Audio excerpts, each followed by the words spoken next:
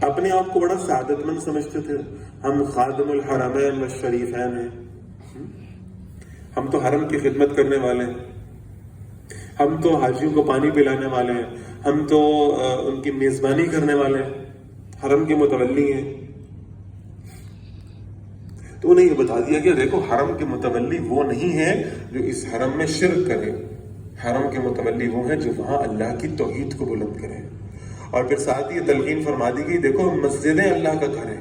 یعنی صرف حرم کعبہ کی بات نہیں ہو رہی، بلکہ جیسے اللہ کے رسول فرماتے ہیں صلی اللہ علیہ وسلم کہ مسجدیں یعنی پوری دنیا میں بنائی جانے والی مسجدیں یہ کعبۃ اللہ کی بیٹیاں ہیں۔ تو صرف خانہ کعبہ کا احترام نہیں ہے، بلکہ دنیا میں کسی بھی جگہ پر اگر مسجد بن جائے تو اس کا احترام تم پر واجب ہے۔ ایک جگہ پہ کوئی پلاٹ پڑا ہوا ہو، لوگ اسے اپنا راستہ بناتے ہوں، لوگ اس سے گزر کے جاتے ہوں، اس پر اپنے جوتے رکھتے ہوں، پیر رکھتے ہوں، کوئی بات نہیں۔ جیسے ہی اس پلاٹ کی نسبت تبدیل ہوئی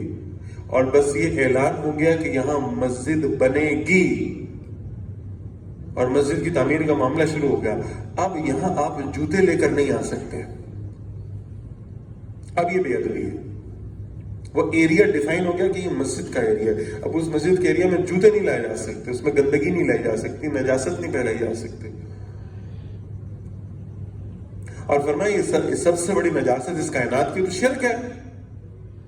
تو فرمایا وَأَنَّ الْمَسَاجِدَ لِلَّهِ، مسجدیں اللہ کے لیے ہیں، یہاں اللہ کی بندگی کرنی ہے۔ فَلَا تَدْعُوا مَعَ اللَّهِ أَحَدًا، یہاں اللہ کے سوا کسی اور کو نہ پکارا کرو۔ مسجدوں کے باہر بھی بہرحال کسی اور کو پکارنے کی اجازت نہیں ہے، لیکن خاص طور پہ مسجد کا احترام بتا دیا گیا کہ یہاں پر اللہ کے سوا کسی اور کو پکارنا، کسی اور سے دعائیں مانگنا، کسی اور کے سامنے حاجتیں رکھنا یہ مناسب